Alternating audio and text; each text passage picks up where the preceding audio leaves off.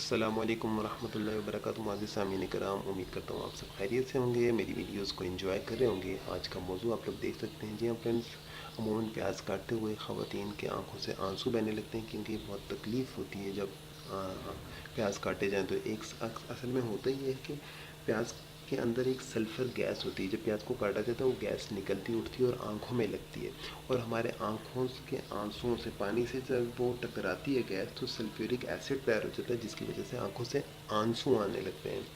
तो इसका अमूमन छोटी सी एक टिप मैं आपको बता दूं कि अगर आप मुंह में ब्रेड रख लेते हैं काटते हुए, मुंह में ब्रेड डबल रोटी का पीस रख लेते हैं, तो होता क्या है कि वो आंखों तक ये गैस पहुंचती नहीं है। नाक के ज़रिए से डबल रोटी में जज्ब होती रहेगी। नुकसानदेह नहीं है, डबल रोटी में जज्ब होती रहेगी, आपकी आंखों तक नहीं पहुंचेगी।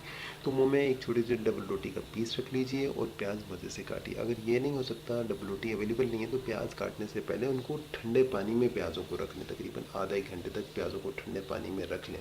ठंडे पानी में जब रख लेंगे, इसके अंदर इंजाइम्स जो होते हैं वो कम मुतहर्रिक हो जाएंगे। तो उसके बाद जब आप प्याज काटने लगोगे तो वो गैस आप लोगों को तकलीफ़ नहीं देगी।